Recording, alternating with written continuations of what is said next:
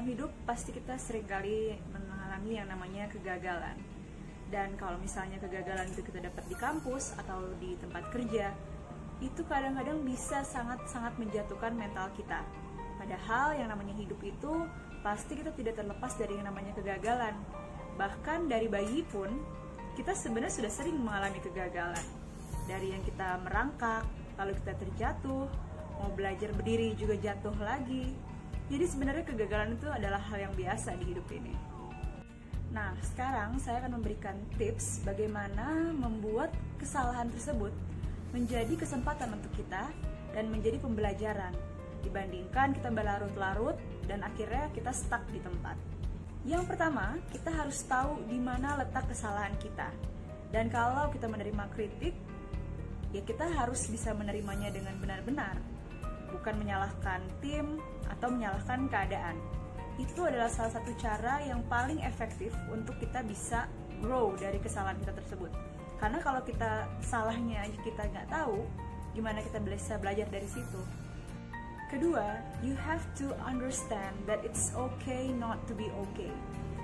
Bahkan seorang yang perfeksionis pun, yang misalnya dia sudah mencek ratusan kali, ada kesempatan dia tetap untuk melakukan kesalahan.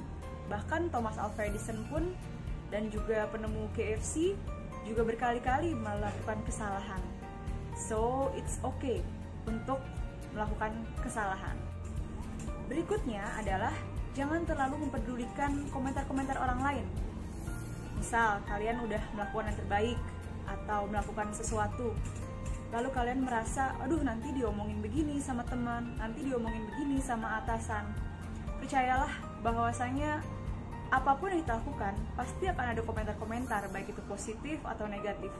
Kalau kita terlalu fokus dengan apa yang dikomentari orang-orang nantinya, yang ada kita malah jadi nggak jalan-jalan dan akan menghambat kita dalam melakukan pekerjaan yang seharusnya kita kerjakan. Next, jikalau Anda sudah betul-betul merasa resah, gelisah, atau udah ngerasa, wah kayaknya pekerjaannya udah fully load, nah mungkin bisa delegasi tugas ke teman atau ke bawahan atau ke tim, karena sebenarnya ini juga sangat membantu untuk how you cope with stress. Orang banyak sekali mengalami stres karena terlalu kebanyakan pekerjaan, dan gak apa-apa kok nanti nextnya kalau misalnya ada teman minta dibantu, ya mungkin teman-teman harus bisa lebih bersedia juga untuk membantu mereka. Nextnya adalah always think on the bright side. Orang-orang sukses banyak yang sering mengalami kegagalan, tapi bedanya mereka berpikir bahwa kegagalan ini adalah sebuah riset atau sebuah tesnya mereka untuk lebih dekat lagi untuk kesuksesan. Nah, sedangkan banyak dari kita atau teman-teman di sekitar kita yang melihat kegagalan itu adalah akhir dari segalanya. So, mindset itu harus betul-betul kita terapkan. Dengan kita berpikir positif, kita malah akan senang dapat kegagalan karena wah, aku semakin dekat lagi nih dengan kesuksesan. Dan tips berikutnya, terkadang saat kita mengalami kegagalan yang benar-benar dirasa sangat berat, atau nasi sudah menjadi bubur istilahnya, atau wah sepertinya udah gak bisa diulangi lagi nih karena ini kesempatan satu-satunya, pasti kita mengalami hal-hal seperti itu kan. It's okay, karena kenapa? Orang pasti bisa terjatuh, tapi kita juga punya chance untuk bangkit kembali.